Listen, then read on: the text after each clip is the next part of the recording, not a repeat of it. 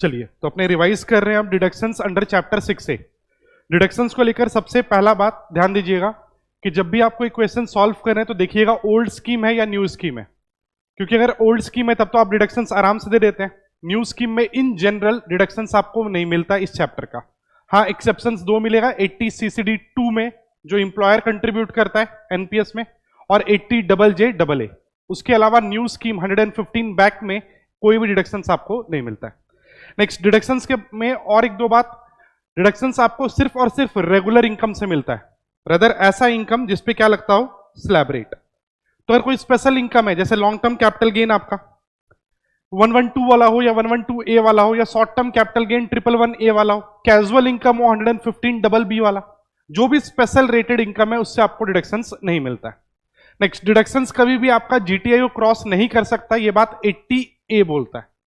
Next, इसके बाद 80C series में चलते हैं। 80C सीरीज आपका इन्वेस्टमेंट सीरीज है और 80C में ओवरऑल लिमिट आपका 1.5 लाख का है। 80C में सर्टेन इन्वेस्टमेंट्स है, ऑल इन्वेस्टमेंट्स मिलाकर 1.5 लाख से ऊपर का आपको डिडक्शंस नहीं मिलता। सबसे पहला उसमें बात कर ले तो अगर आप लाइफ इंश्योरेंस प्रीमियम पे करते हैं, किसके नाम पे करते हैं, अपने स्पाउस का या अपने चाइल्ड का। पेरेंट्स का लाइफ इंश्योरेंस प्रीमियम अगर आप पे करते हैं तो उसका 80C आपको नहीं मिलता है। नेक्स्ट, किसका मिलेगा, सेल्फ, स्पाउस और चाइल्ड। चाइल्ड कैसा भी हो, ओन हो, स्टेप हो, अडॉप्टेड हो, मैरिड हो, अनमैरिड हो, डिपेंडेंट हो, इंडिपेंडेंट हो, चाइल्ड का ऑलवेज मिलेगा। नेक्स्ट, इसके बाद जो भी आप प्रीमियम पे कर रहे हैं वो आपको कैश में नहीं देना है, बैंकिंग रूट से देना है। इसके अलावा प्रीमियम कब लिए हैं या पॉलिसी आप कब लिए हैं ये बहुत इंपॉर्टेंट हो जाता है और ये 3 टॉपिक से कनेक्ट होता है।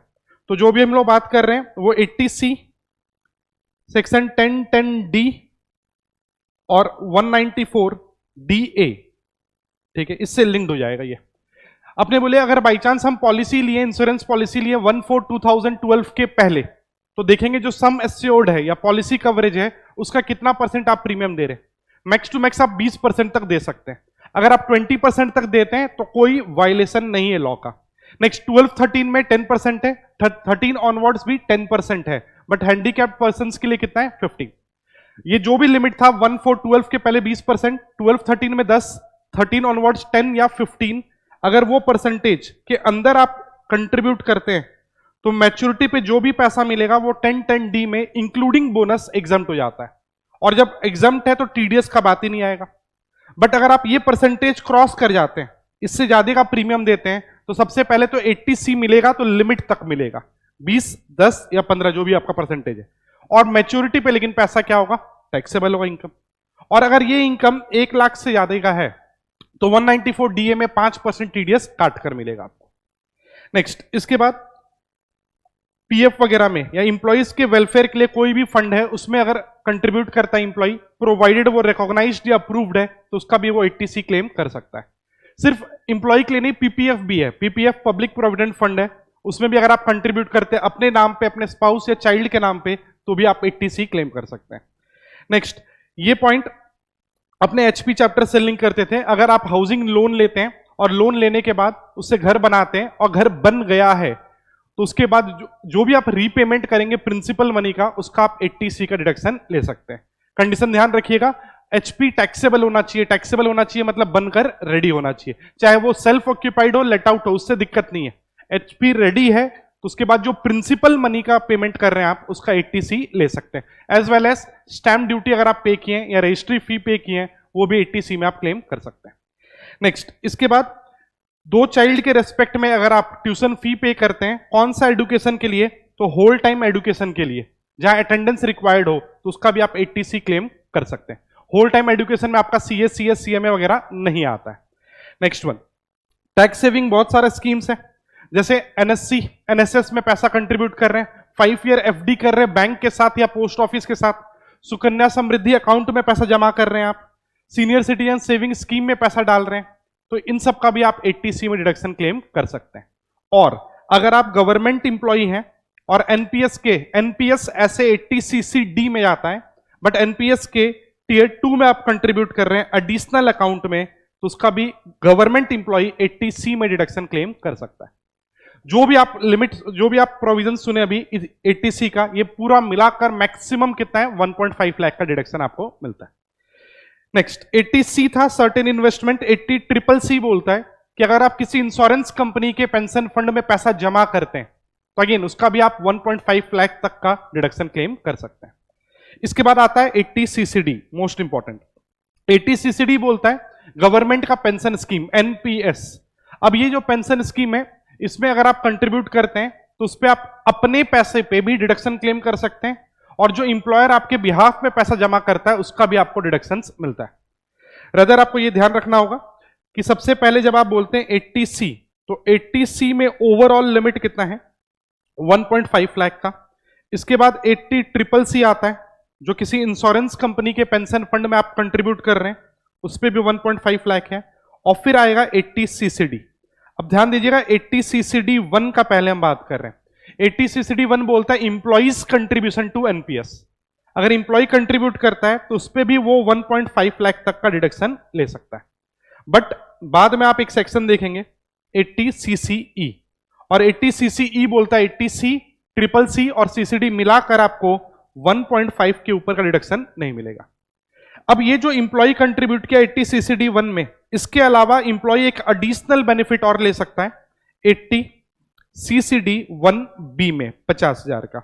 तो एग्जाम में जब भी अगर बाई चांस आपको देगा कि इंप्लॉय कंट्रीब्यूट किया एनपीएस में, सबसे पहले पैसा आप 80CCD 1B में क्लेम करिएगा और फिर जाकर 1 में।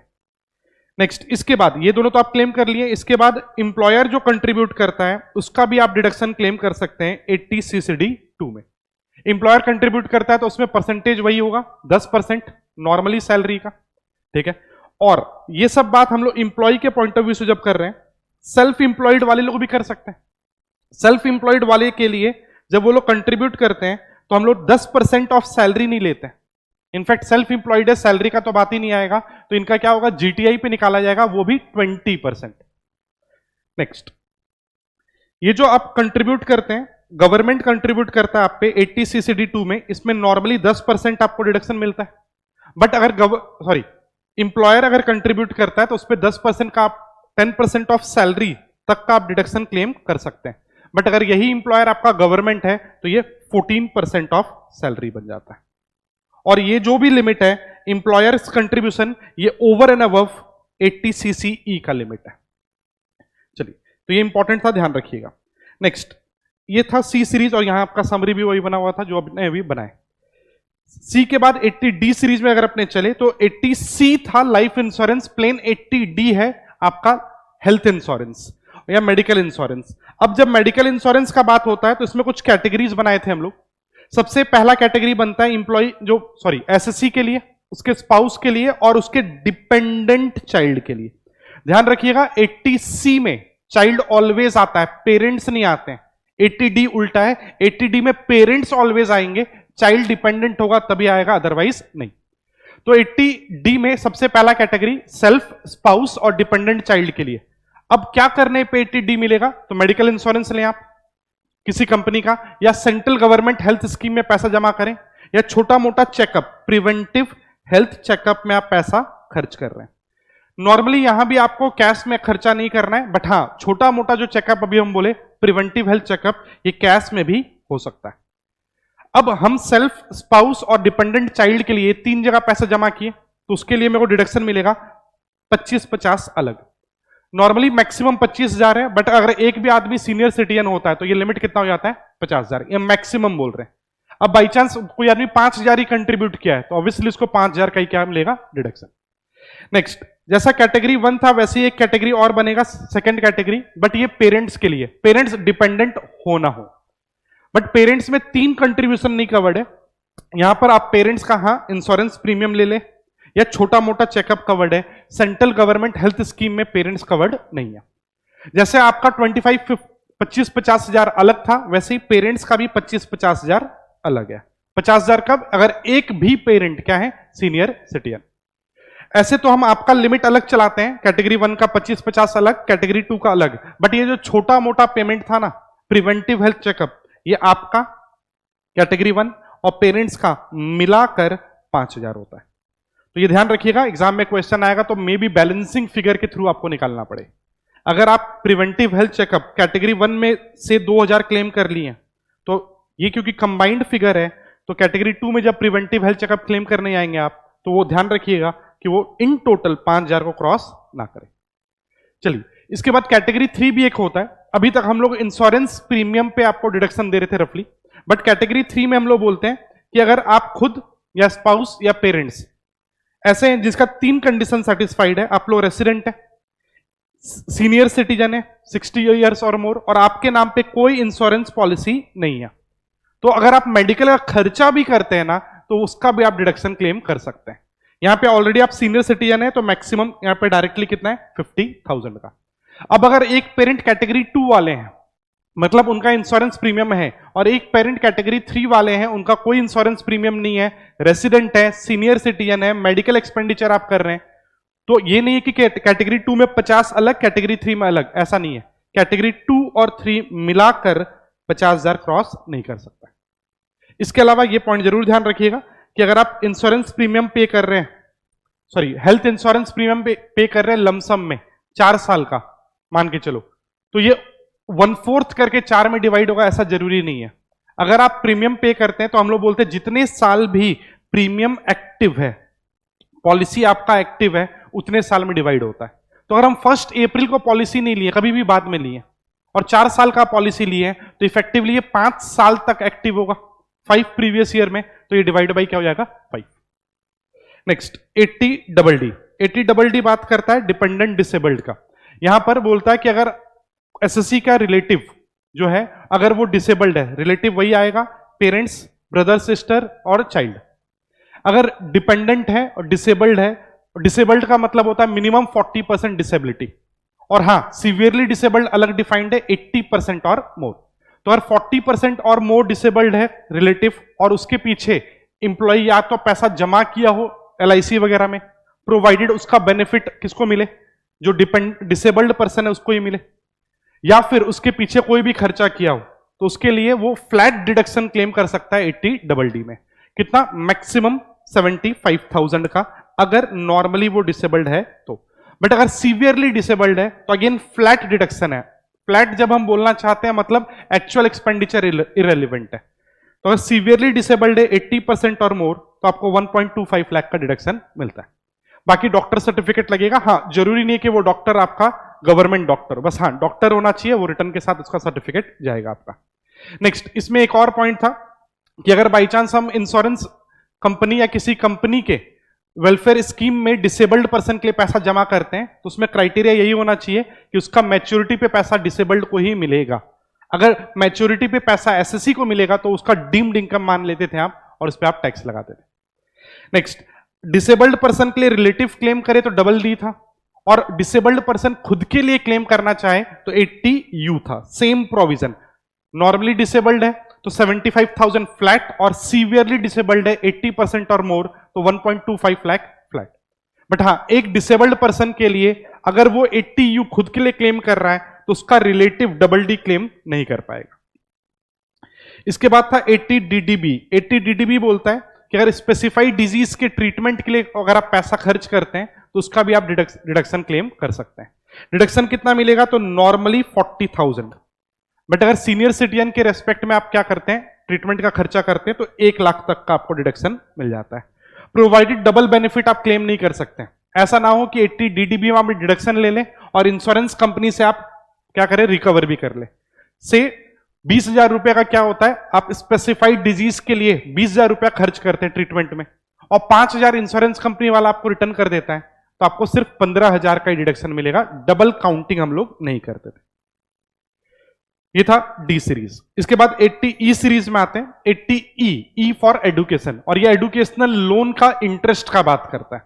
ये बोलता है कि अगर आप एडुकेशनल लोन लेते हैं अपने पढ़ाई के लिए या अपने रिलेटिव किसी के भी पढ़ाई के लिए, और रिलेटिव मतलब वही ब्रदर सिस्टर जो भी है, चाइल्ड वगैरह आएगा, और रिलेटिव में एक और वर्ड एक्स्ट्रा आएगा, गार्जियन, मतलब किसी भी पर्सन जिसके लिए आप क्या है, लीगल गार्जियन है, उसके लिए भी आप 80E क्लेम कर सकते हैं। 80E कौन से पढ़ाई के लिए है, तो ध्यान रखिएगा ये होल टाइम एडुकेशन के लिए नहीं है, वो 80C में था, ये है आपका हायर एडुकेशन के लिए। तो 12th के बाद कोई भी अगर आप पढ़ाई करते हैं और उसके लिए एडुकेशनल लोन लिए हैं, तो उस पर जितना भी इंटरेस्ट जा रहा होगा, कोई मॉनिटरी लिमिट नहीं है, उसका आप डिडक्शन क्लेम कर सकते हैं। हाँ ध्यान रखिएगा, मॉनिटरी लिमिट नहीं है बट ईयरली लिमिट है। ये बेनिफिट 80E में आपको सिर्फ 8 ईयर्स तक मिलता है। 8 ईयर्स कहां से? जिस साल से आप लोन का पहली बार रीपेमेंट चालू करते हैं वहां से 8 साल तक आप इसका डिडक्शन क्लेम कर सकते हैं।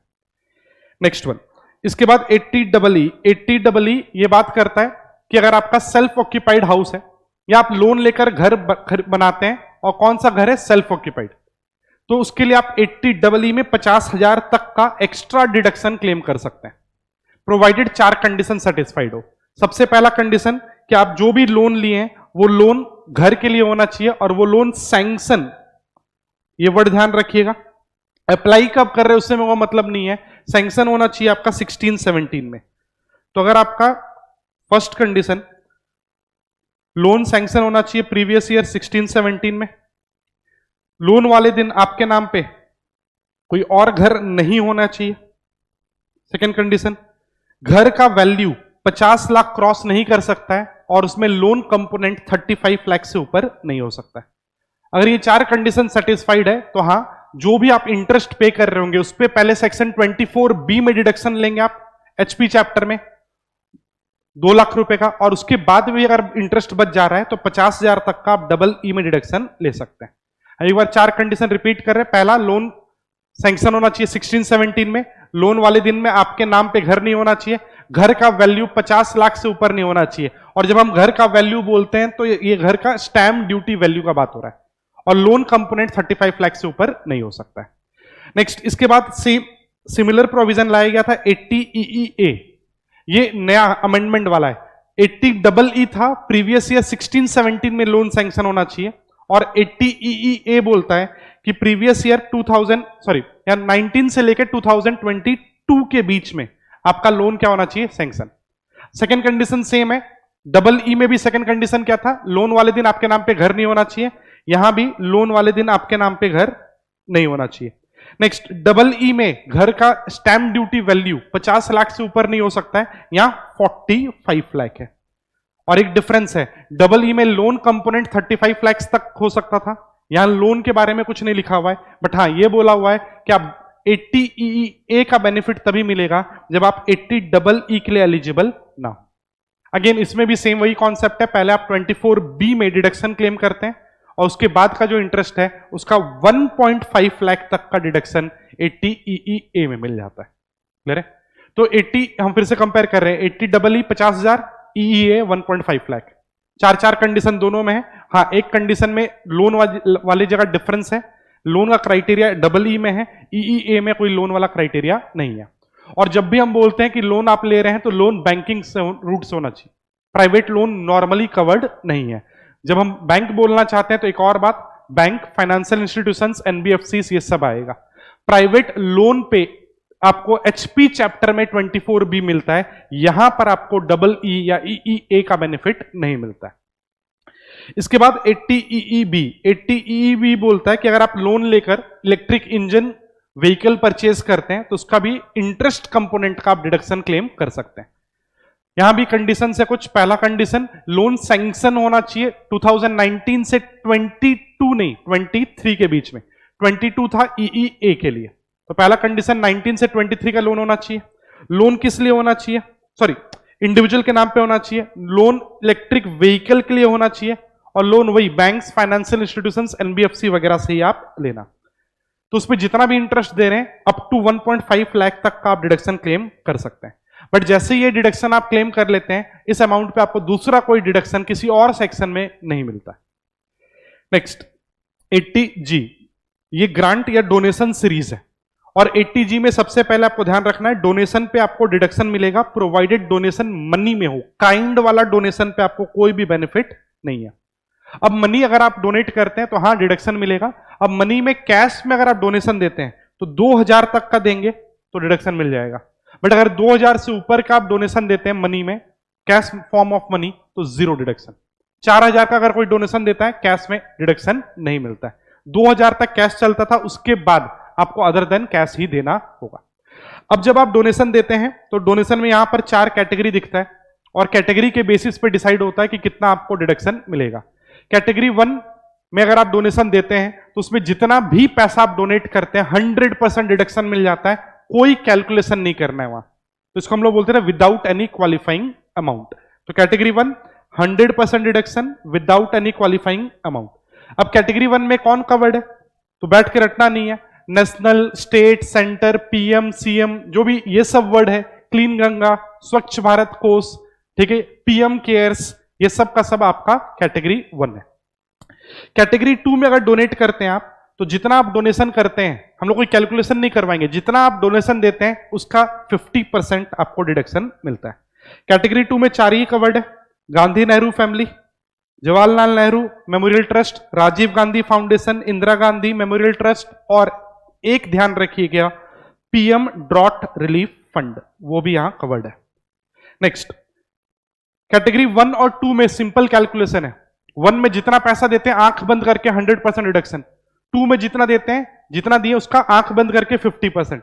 बट कैटेगरी 3 और 4 में आपको एक कैलकुलेशन करना होता है, उस कैलकुलेशन को हम लोग बोलते हैं क्वालिफाइंग अमाउंट। और ये बात ध्यान रखिएगा, क्वालिफाइंग अमाउंट जो आप कैलकुलेट करते हैं ना, वो पूरे सेक्शन का होता है।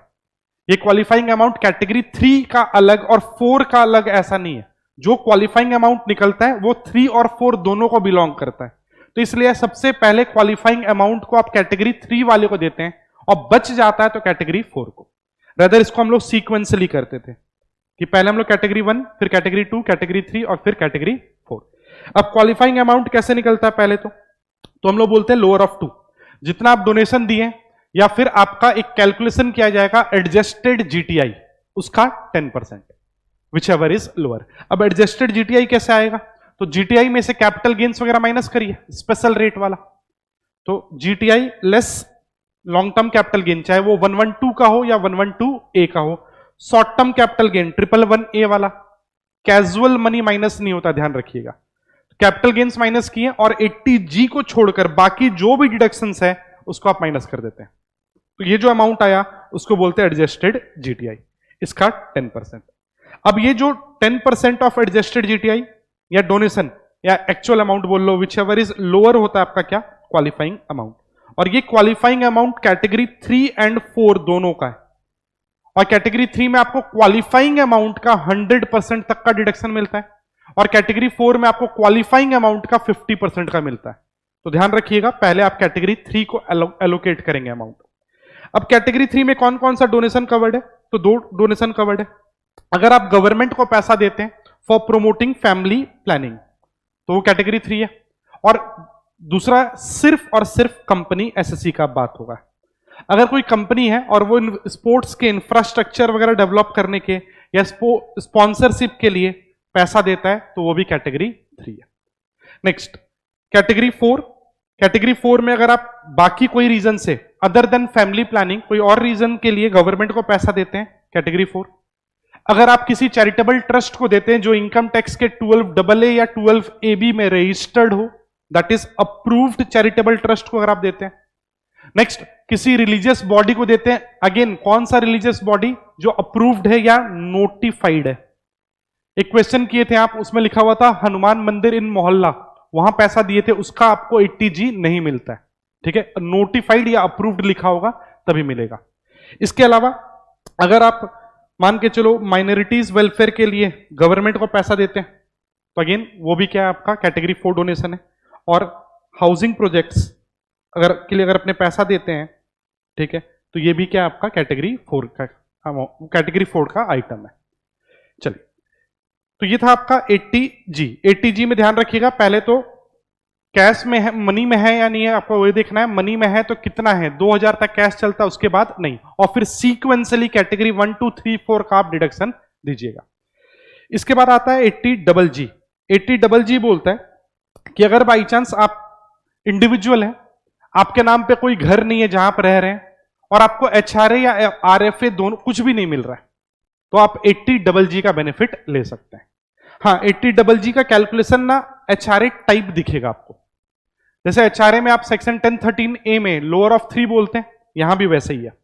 HRA में पहला अमाउंट बोलते थे आप क्या, एक्चुअल, यहां पे एक्चुअल के बदले अमाउंट का लिमिट हो जाएगा कितना, 5000 पर मंथ।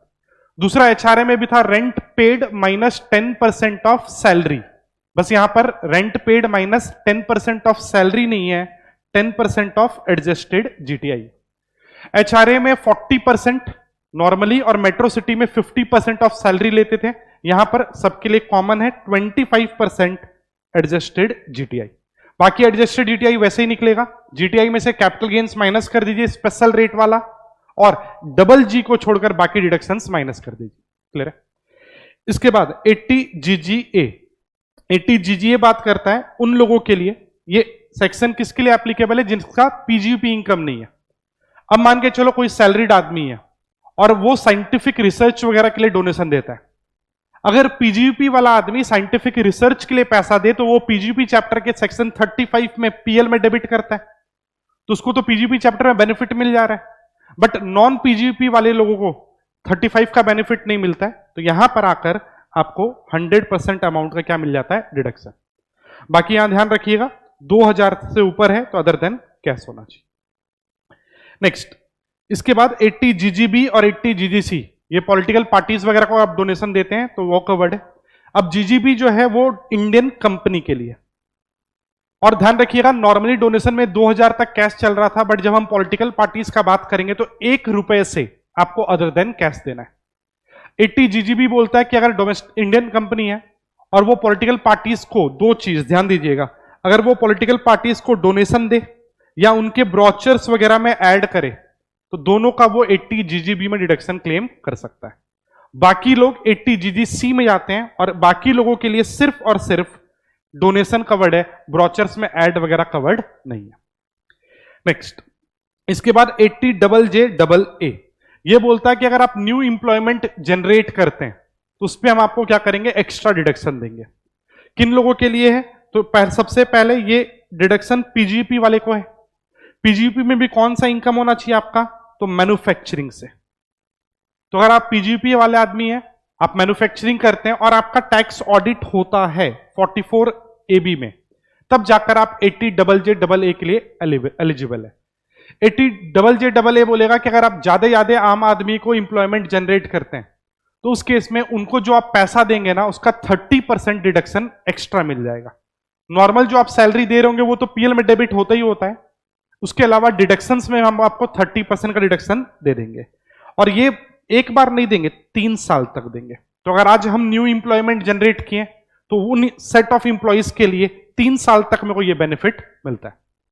अब यहां पर न्यू इंप्लॉयमेंट वर्ड पे ध्यान रखिएगा।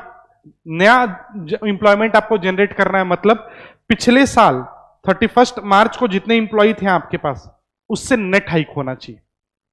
से पिछले साल 31 मार्च को मेरे पास 100 इंप्लॉय थे, उसमें से 10 इस बार छोड़ दिए और 15 नए ज्वाइन किए, तो न्यू इंप्लॉयमेंट सिर्फ 5 बोला जाएगा, 15 नहीं। नेक्स्ट, अब न्यू इंप्लॉइज जो आप रखेंगे वो नॉर्मल होने चाहिए, आम आदमी अपने बोलते थे। अब उसमें कौन आएगा? तो हम लोग बोले ऐसा इंप्लॉइज जिसका 25,000 से ऊपर का इनकम नहीं होना चाहिए पर मंथ सैलरी। नेक्स्ट, ऐसा इंप्लॉइज जो मान के चलो गवर्नमेंट के पेंशन स्कीम में पैसा कंट्रीब्यूट कर रहा है, मतलब गवर्नमेंट इंप्लॉई है तो उसको ऑलरेडी बेनिफिट है, तो उनके लिए आप डबल जे डबल ए का बेनिफिट नहीं ले सकते। नेक्स्ट, ऐसा आदमी जो खुद रिकॉग्नाइज्ड पीएफ में कंट्रीब्यूट नहीं कर रहा है वो भी एलिजिबल नहीं है। और ये जो इंप्लॉयमेंट आप जनरेट कर रहे हैं इसके लिए हम लोग देखेंगे कि वो इंप्लॉइज कितने दिन काम किया। एटलीस्ट वो इंप्लॉइज जिसके लिए आप डिडक्शन क्लेम करना चाह रहे हैं वो 240 डेज के लिए कम से कम इंप्लॉयड होने चाहिए। बट हाँ, 3 सेक्टर लेदर, फुटवेयर और एपरल के लिए आप 150 डेज चेक करते हैं। क्लियर है? नेक्स्ट, ये था आपका 80 डबल जे डबल ए। इसके बाद 80 QQB और RRB दोनों रॉयल्टीज का बात करेगा। 80 QQB में ऑथर्स का रॉयल्टी का बात होगा और RRB में इन्वेंशंस का। दोनों में लगभग सिमिलर कॉन्सेप्ट है बट एक डिफरेंस मिलेगा। पहले तो हम 80 QQB का बात कर लें, तो अगर कोई ऑथर है और वो बुक्स लिखता है और बुक्स से रॉयल्टी मिलता हो तो हम लोग बोले उसको हम लोग डिडक्शन देंगे 3 लाख रुपीस और एक कैलकुलेशन का नाम होगा net qualifying royalty amount which ever is lower. अब ये नेट क्वालिफाइंग रॉयल्टी अमाउंट कैसे निकलता है? तो सिंपल है, जितना भी ये रॉयल्टी से कमाया वही है नेट क्वालिफाइंग रॉयल्टी अमाउंट। अब वो कमाया हो सकता है इंडिया से या इंडिया के बाहर से रॉयल्टी। बस इंडिया के बाहर में ध्यान रखिएगा ईयर एंड से 6 महीने के अंदर में जो पैसा आया है उसी को हम लोग काउंट करते हैं। तो इंडिया से जो कमाया हो बाहर से जो कमाया हो ईयर एंड से 6 महीने के अंदर माइनस एक्सपेंस, तो नेट में जो कमाया एक तरह से यही क्या बन गया उसका नेट क्वालिफाइंग रॉयल्टी अमाउंट। अब रॉयल्टी दो टाइप का होता है, हो सकता है रॉयल्टी इसको परसेंटेज वाइज मिला हो या लमसम मिला हो। अगर परसेंटेज वाइज मिला हो, सॉरी लमसम मिला हो तो जितना रॉयल्टी मिला वो ले लेंगे। अगर परसेंटेज वाइज मिला है तो मैक्सिमम 15% ही लेंगे। मतलब अगर एक ऑथर को 20% रॉयल्टी मिलता हो तो एक्चुअल इनकम उसका 20% के हिसाब से निकलेगा, बट डिडक्शंस जब हम लोग निकालने जाएंगे 80 QQB और यहां नेट क्वालिफाइंग रॉयल्टी अमाउंट लेंगे तो यहां 20% नहीं लेकर कितना लेंगे 50। बस यही डिफरेंस है QQB और RRB में। RRB में ऐसा कोई लिमिट नहीं है। RRB में इन्वेंशंस के लिए अगर आपको रॉयल्टी मिलता है चाहे 70% रॉयल्टी क्यों ना मिले, नेट क्वालिफाइंग रॉयल्टी अमाउंट में जितना परसेंटेज मिलेगा पूरा लेंगे, यहां कोई 15% वाला क्राइटेरिया नहीं है। इसके बाद 80 TTA 80 TTB। TTA TTB ये बात करता है इंटरेस्ट के लेकर। TTA जो है ये बात करेगा नॉर्मल आदमी के लिए और TTB बात करेगा रेसिडेंट सीनियर सिटीजन के लिए। TTA सेविंग्स इंटरेस्ट का बात करेगा, ये बोलेगा कि अगर आपका सेविंग्स अकाउंट में पैसा जमा है और उस पर जो भी इंटरेस्ट आ रहा है तो मैक्सिमम 10,000 तक का हम क्या करेंगे आपको डिडक्शन देंगे। ध्यान रखिएगा सिर्फ और सिर्फ सेविंग्स इंटरेस्ट, बाकी वो सेविंग्स अकाउंट बैंक में हो या पोस्ट ऑफिस में हो। बट जब हम 80 TTB में जाएंगे तो ये बात करेगा रेसिडेंट सीनियर सिटीजन के लिए और यहां 10,000 नहीं 50,000 है पहले तो, और ये ऑल इंटरेस्ट का बात करेगा, चाहे सेविंग्स इंटरेस्ट हो, FD इंटरेस्ट हो, RD इंटरेस्ट हो, सब। बट हाँ सीनियर सिटीजन के नाम पे जमा होगा तभी मिलेगा 80 TTB। अब एक फर्म है उसमें एक पार्टनर है और वो पार्टनर सीनियर सिटीजन है और फर्म जमा किया अपना पैसा, तो फर्म को 80 TTB का बेनिफिट नहीं है। वैसे जब ये बात उठ रहा है तो ध्यान रखिएगा, ये बात हम लोग IFOS चैप्टर के थ्रू भी किए हैं और हम फिर से रिपीट कर रहे हैं। मान के चलो आपका बैंक अकाउंट का इंटरेस्ट है, तो बैंक अकाउंट इंटरेस्ट में आपको एक ही बेनिफिट है TTA या फिर TTB, और यही अगर आपका पोस्ट ऑफिस सेविंग्स अकाउंट है मान के चलो, तो इस पे आप सबसे पहले IFOS चैप्टर में सेक्शन 1015 में एग्जम्पशन लेते हैं। एग्जम्पशन कितना लेते हैं, तो अगर इंडिविजुअल अकाउंट है, मेरा अपना इंडिविजुअल अकाउंट है, तो साल में मैक्सिमम 3500 का मेरे को क्या मिलता है एग्जम्पशन। ज्वाइंट है तो डबल 7000, और इसके बाद आप 80 TTA और TTB जो भी एप्लीकेबल है उसका बेनिफिट लेते हैं। तो पोस्ट ऑफिस सेविंग्स इंटरेस्ट में डबल बेनिफिट है, ये ध्यान रखिएगा। नेक्स्ट, इसके बाद 10AA। 10AA बात करता है SEZ यूनिट्स के बारे में, और ये बोलता है कि अगर कोई SEZ यूनिट है तो उसको हम लोग 15 साल तक टैक्स में बेनिफिट देंगे जब से वो काम चालू किया, प्रोवाइडेड ये लोग एक्सपोर्ट करे तब। हम लोग SEZ में ये जो भी 15 साल का एग्जम्पशन देंगे अपने या डिडक्शन देंगे, ये तभी मिलता है जब वो एक्सपोर्ट करे। अगर SEZ इंडिया में बेचता है फुल्ली टैक्सेबल। जो भी डिडक्शंस हैं इनके एक्सपोर्ट प्रॉफिट पे, ठीक है। अब मान के चलो क्वेश्चन में दे देगा आपको SEZ है, वो इंडिया में भी बेच रहा है, एक्सपोर्ट भी कर रहा है, तो इंडियन प्रॉफिट फुल्ली टैक्सेबल करिएगा। एक्सपोर्ट प्रॉफिट पे 15 साल वाला कैलकुलेशन देखेंगे कुछ। फर्स्ट 5 ईयर्स 5-5 साल का ब्लॉक है। पहला 5 साल जितना भी आप एक्सपोर्ट प्रॉफिट कमाएंगे 100% डिडक्शन।